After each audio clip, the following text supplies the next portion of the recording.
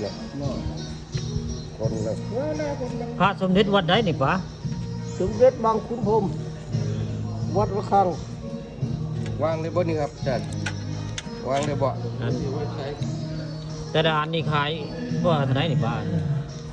สมเด็จนี่ 200 300 อ๋อ200-300พุ่นเนาะแต่ละองค์เนาะผักกวนพระเจ้าเนาะพระสมเด็จในพี่น้องนี่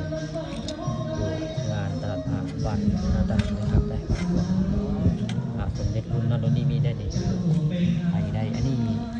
อันหลวงปู่ผ่านได้น้อยเนาะ ผู้ผ่าน ผ่านตลอดบ่รุ่นนี้ แม่นถูกต้อง หลวงปู่ผ่านรุ่นผ่านตลอดในพี่น้องนี่หลวงปู่ผ่านรุ่นผ่านตลอดนี่คือเป็นภาพบรรยากาศในตลาดพระบ้านนาตาลตำบลนาตาลอำเภอตะโงยค่ะผ่านคำประชุมมาตอนเช้ายันมาเลยคนก็เริ่มมาเลยนี่คือเป็นภาพในงานตลาดพระบ้านนาตาลงานวันอาทิตย์มื้อนี้พี่น้องวันอาทิตย์มื้อนี้มีตลาดพระได้พระเครื่องรางของขลังได้นี่พระมีหลายแบบหลายยี่ห้อเลยครับพระดูนั้นดูนี่มีเบิดได้มีหลวงปู่ทวดพี่น้อง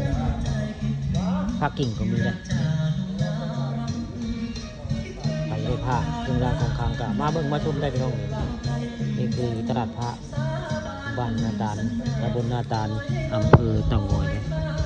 ลูกค้าบ้านนามาชมพามาเบิ่งตลาดพระบ้านนาตาลตำบลนาตาล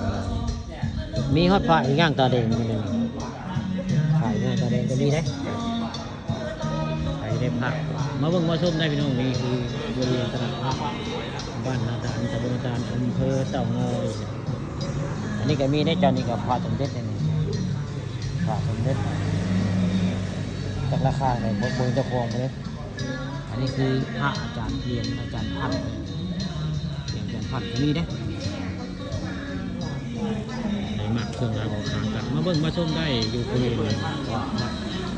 บ้านนาตาลตำบลนาตาลอำเภอตะโงยนี่บรรยากาศจะหนาววันอาทิตย์